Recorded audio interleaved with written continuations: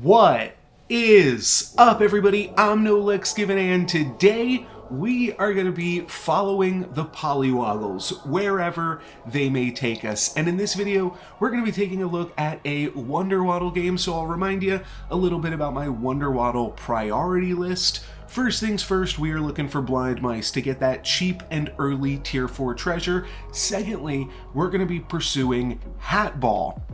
That's why we're locking onto these Wizards familiars, and then if those things don't work, or potentially even if they do, we'll pick up some Pollywogles a little bit later on. And we're going to double up on our Wizards familiar, and when I see rune stones as a treasure choice, I actually do like that because it goes really well with both of those first two plans. And then we wind up rolling into a blind mouse along with another Wizards familiar. But now, if we are able to double up on the blind mouse, we'll grab a tier 5 treasure. If we're able to double up on these Wizards familiars though, then we'll grab a tier 3 treasure, which is another look for Crystal Ball or potentially Merlin's Hat. So I'll cast the Shrink spell, which gives us a little bit more stats and then lets us pick up both of these animals.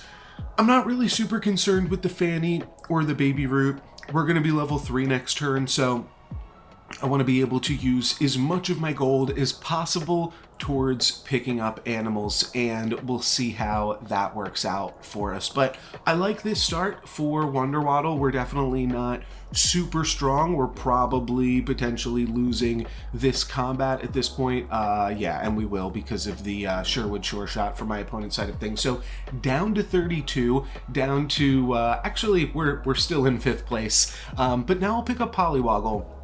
And then I will pick up the pair of blind mouse. So that is going to give us a tier 5 treasure, and we are going to grab onto Helm of the Ugly Gosling. And I guess I could potentially talk about these other options here.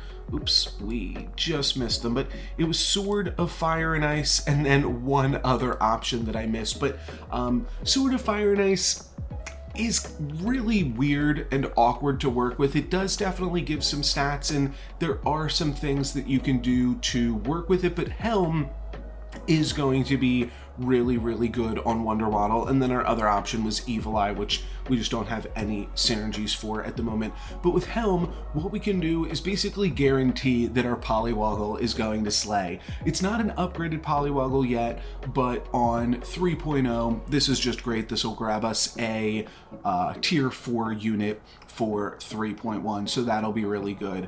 For those of you that don't know, Helm is going to hit on your lowest attack character, but if it's a tie, it will be whichever character is in an earlier attacking position in your lineup. So that's always going to go to slot 1. And that gives us a Nutcracker, which is pretty sweet because now it's helping us build towards basically a free tier 4 treasure. It's not going to have the plus 14, or plus 13. What am I saying? Plus 15 in future combats, but it will still be pretty strong. And what we could theoretically do is cut the Wizards familiar and the donkey, and that way the Nutcracker is still getting the plus 15 bonus.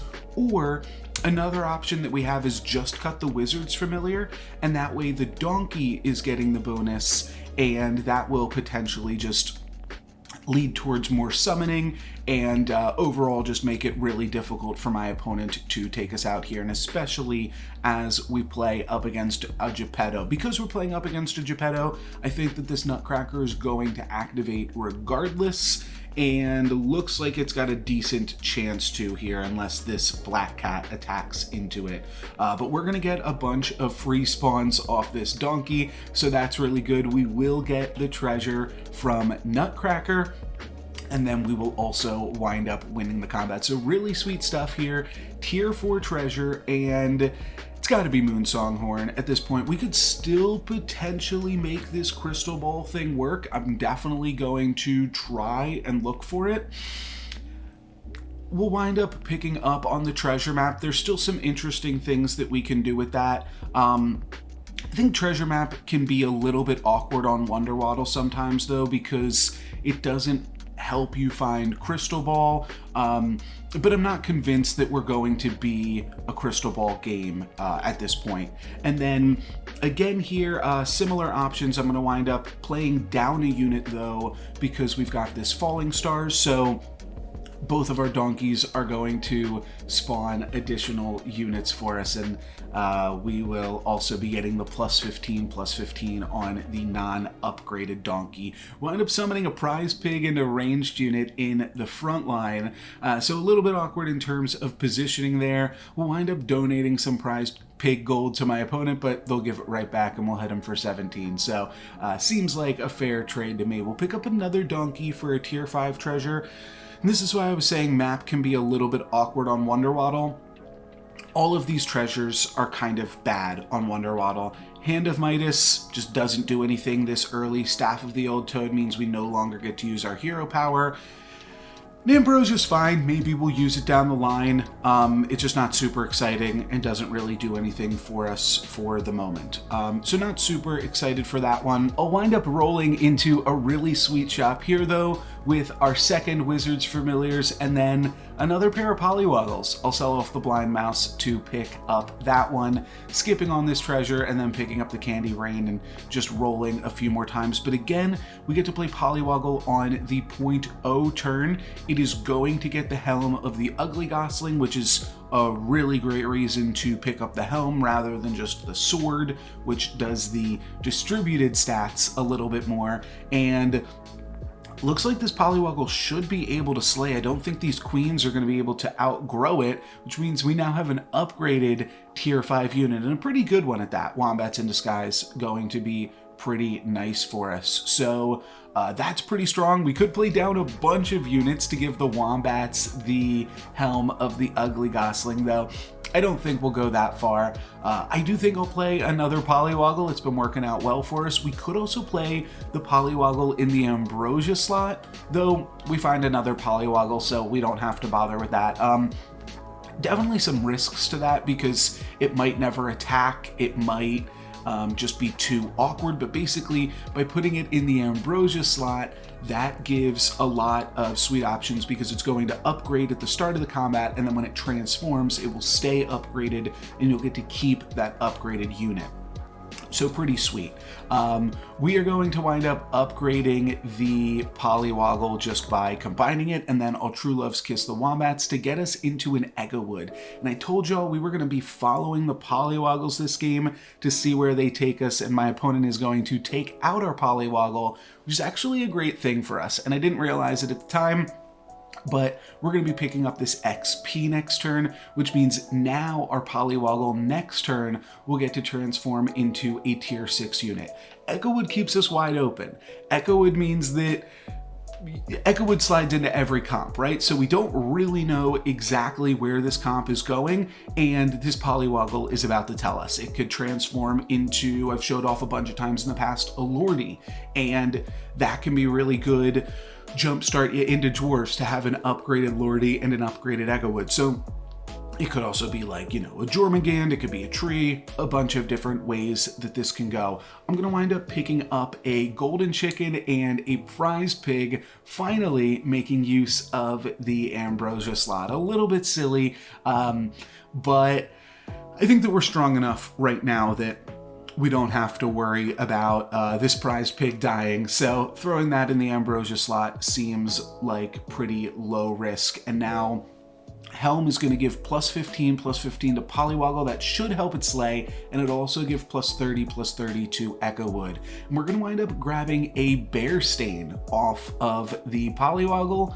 So looks like we'll probably wind up playing summons. I think that that is probably a decent bet to have upgraded Bear Stain, upgraded Echowood so early on. So it's probably what we'll go for.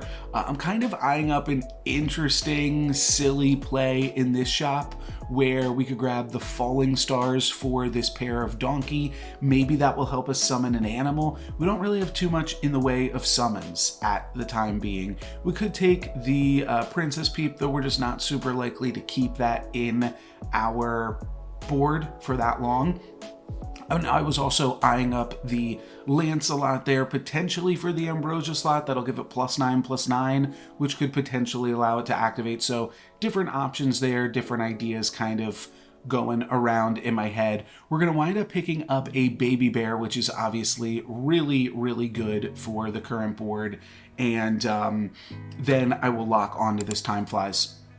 I don't wind up playing the baby bear, though I think that that is potentially a mistake and that I should have. And I didn't realize exactly what was going on in this game until late, but it's really cool here, the interaction with Ambrosia and Echowood. So basically the prized pig is going to Ambrosia itself, and that actually gives a bunch of stats to Echowood, which then means Echowood is not our tiniest unit, and the Helm goes on something else. In that case, it went on my first donkey. So it's kind of just a weird kind of niche interaction to take a look at as far as how to get the most out of like Ambrosia and Echowood and Helm. Obviously like very specific here, and in most of these combats I like assume that my Helm is going to wind up on Echowood, and that's why you'll see me cast a spell on Echowood later, but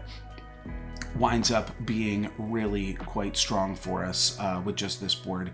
Now we are going to switch to playing some bear stains, and then I'll pick up a golden chicken to float some gold into level 6. But at this point, we've got a few different options. I'll wind up going for the spinning gold as well to also give us some more gold for level 6.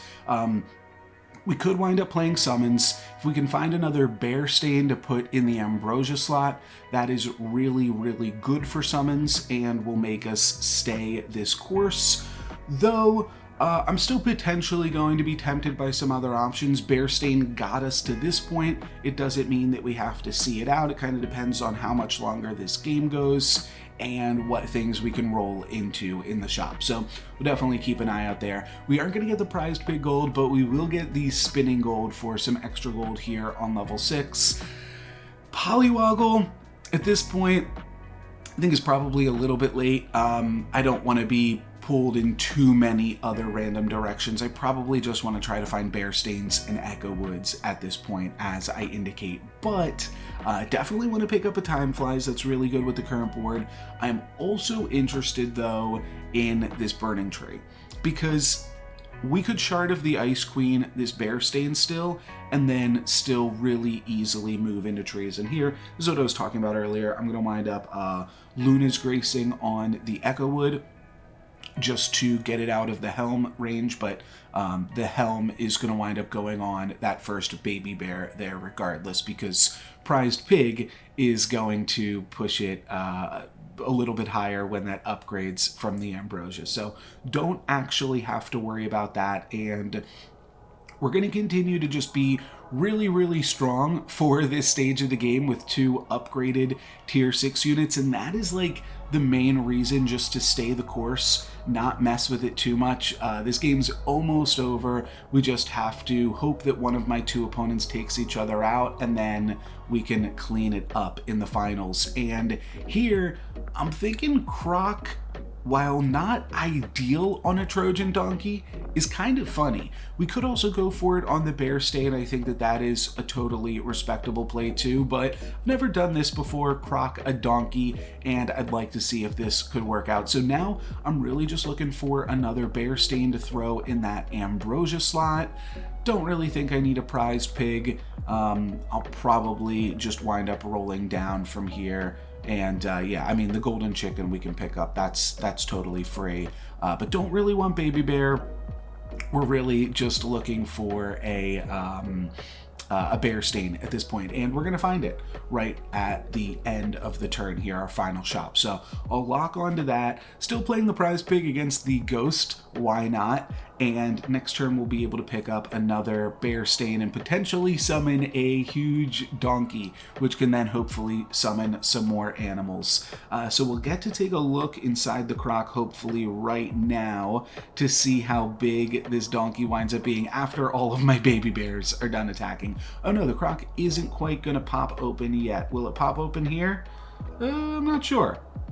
I believe that the croc does pop open. Okay, yeah, on that last move there. So donkey, 54 health. Not too bad, but with another bear stain, that is going to be much, much higher. I'm going to wind up going for Pollywoggle onto Wizard's Familiar, getting a little bit more stats out of that. The Knighthood doesn't really do much for us. We could Knighthood the bear stain, and that would allow us to drop the Ambrosia, but we have the Ambrosia, so I'm not super concerned with that. I'll Mix-a-Wizzle the Wizard's Familiar again and grab ourselves a Feasting Dragon, but we're also potentially on to the finals here. So this could be the last brawl of the game, assuming we just win against Horde Dragon. Really eyeing up this good boy, and I sell 3 things for it, but then I realize I don't really want to sell my time flies with all of these bear stains. So wind up just playing a stag on the last turn because I sold off the Feasting Dragon. It's totally fine. My opponent has a much more mediocre summons comp than we do because we just followed the Polywoggles and got here super easily. So they've got some bear stains and some pigs alongside some Gumblegores and a mimic-chested monkey's paw and Sword of Fire and Ice. But we've got an Echowood in the thousands and a donkey at 100 as well. So we have got some really big and sweet stuff here, and the donkey is going to summon a bear stain and then a Gumblegore to finish us off and end the game. And there we go. That's what we get for following the Polywoggles. Pretty sweet game. I think I would actually like to show off 1 or 2 other clips of trying to follow the Polywoggles in some other games. I fixed my camera and I'm back. Sorry about that, but Pied Piper is another hero that I really like to chase down those big Pollywoggle plays on, and we're going to see a similar Pollywoggle upgraded sleigh on 4.0 here with the Pied Piper.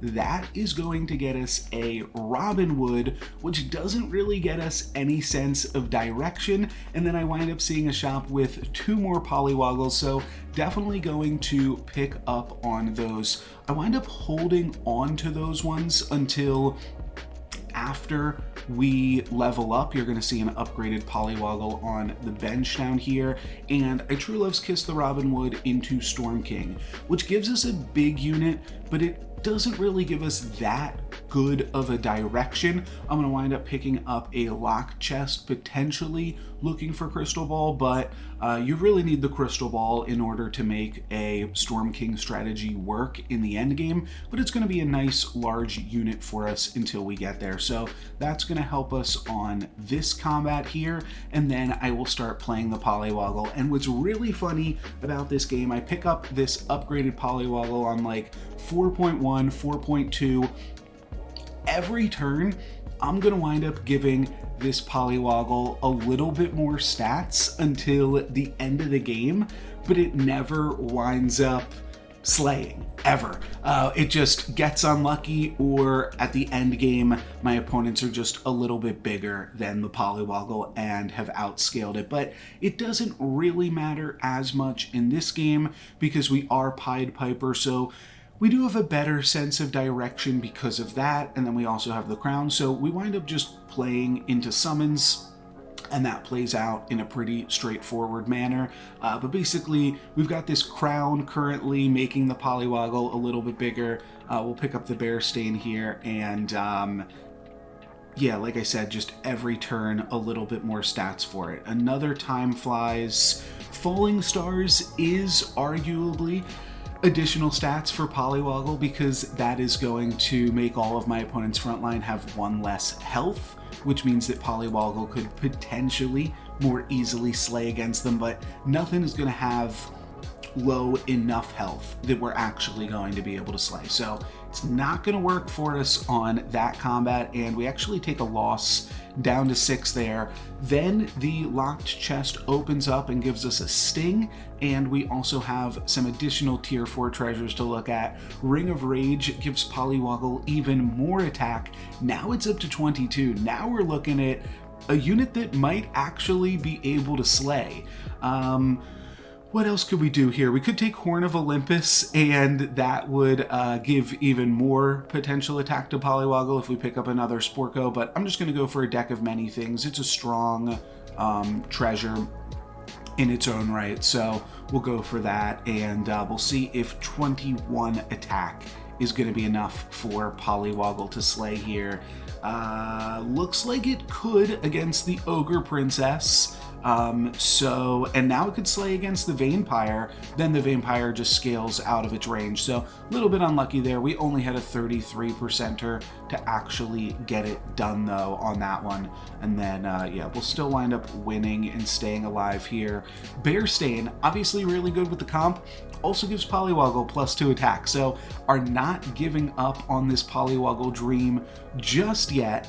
We'll see if we can get it to slay now with 23, now 24 attack as I throw the magic research onto there, not giving up and just trying to cast some spells. We also took the deck of many things, now that I think about it, for the Storm King to just slowly buff that up every turn.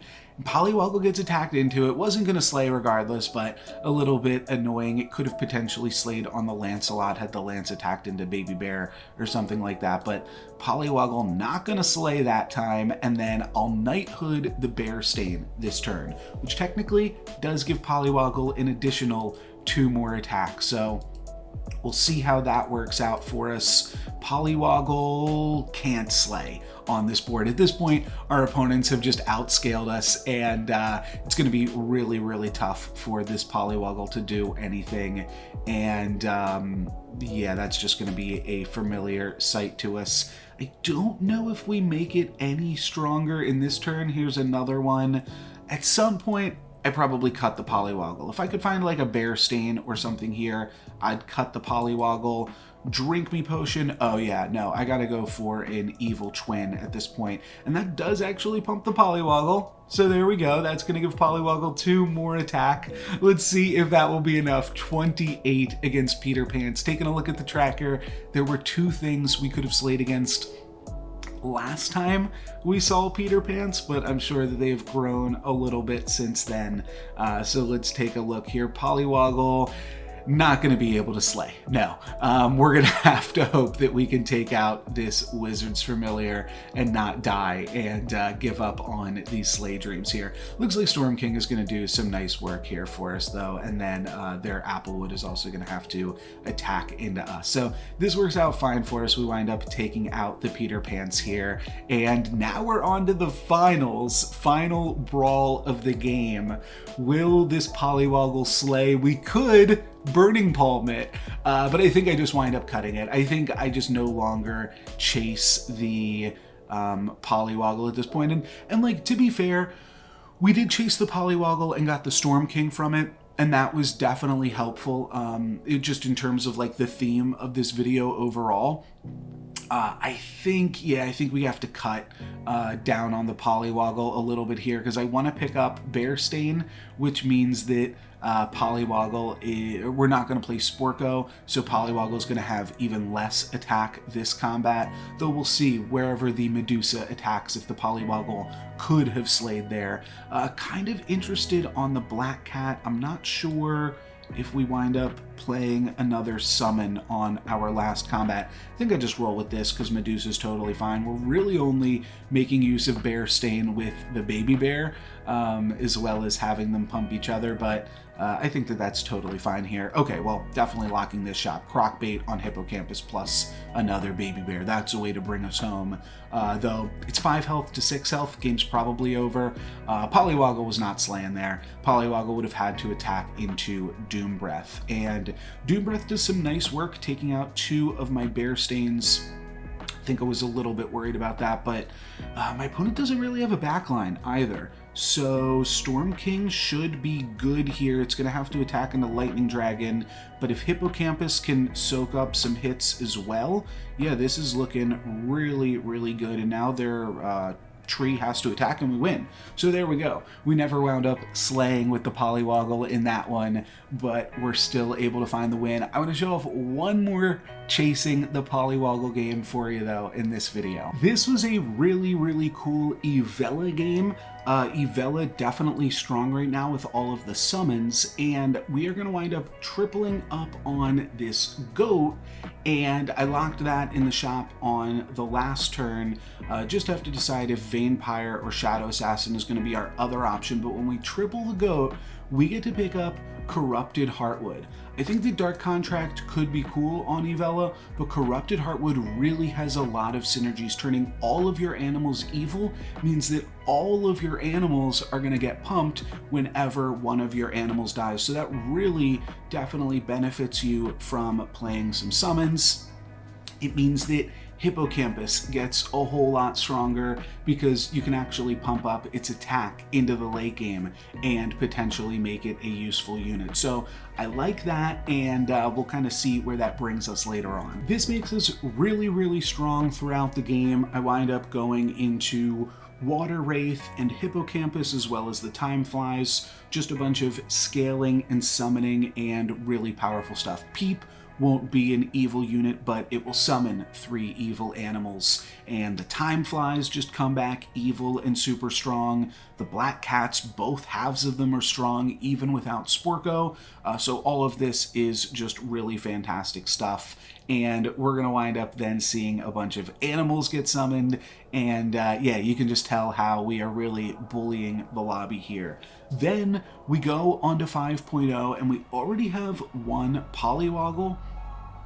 And I just picked up that last turn, but when I see a second Pollywoggle, I start to get really excited because we could really do some neat stuff with Pollywoggle. Obviously, Sporkos are so great with Evella because they pump up your animals and then the animals die and the Sporkos get the bonus, but Pollywoggle has the potential to do something really cool here. I'll pick up the second Hippocamp and then pick up this Pollywoggle triple, and basically just because it's evil, if enough other animals die before it, this could be a really cool character to try to slay with Pollywoggle on, basically with no additional support.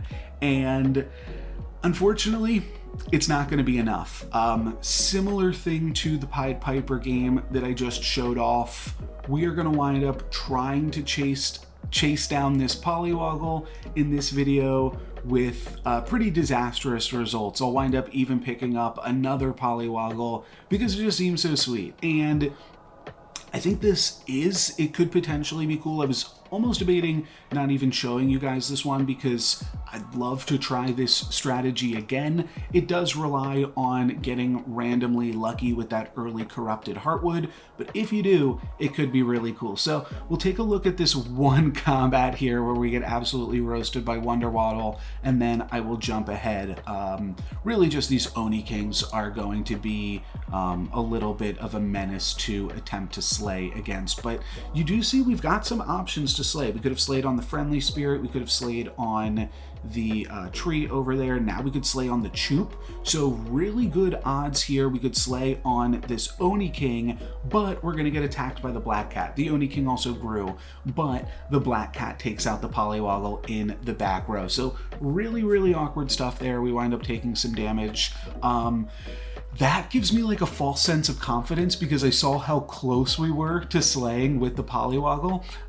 Summoning Portal seems pretty good here. Forking Rod also could have been fine, but Summoning Portal definitely seems good. I'm not going to talk too much about the combats. Let's jump ahead all the way to like the end of the game. I am still trying to get these Polywoggles to summon. We're into the top 3 at this point. Let's look at one more combat just to see what happens on the turn before this. So here we go against Gwen, and you can tell we're going to be taking a bunch of damage from this one, but we've got a bunch of summons which are all going to contribute really nicely to this Pollywoggle stuff. Unfortunately, my opponent has a pretty nice board together, and then they're also playing Drac Saber against a summons comp. So we're not really getting too far ahead here. The Polywoggles are getting some nice stats, but my opponent's board is just continuing to grow.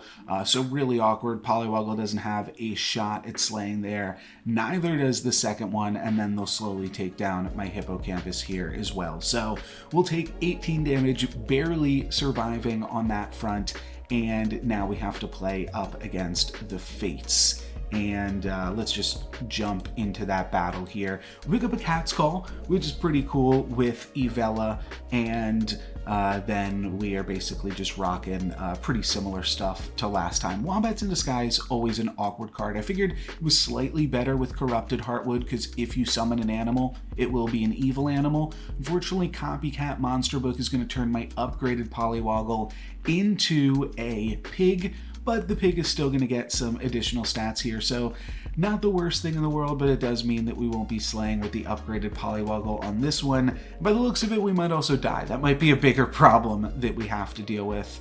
I think we'll be able to battle through this Wizard's Familiar without too much trouble.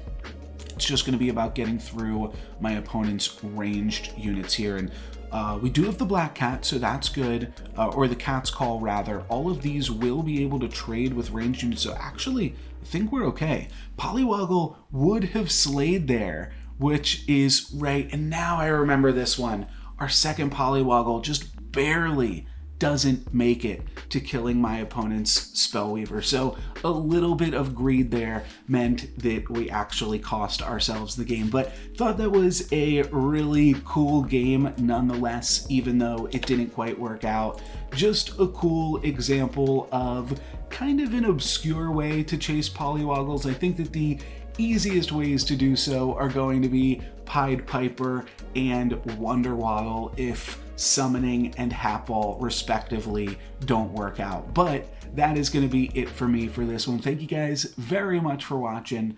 I'm NoLucksGiven. Peace.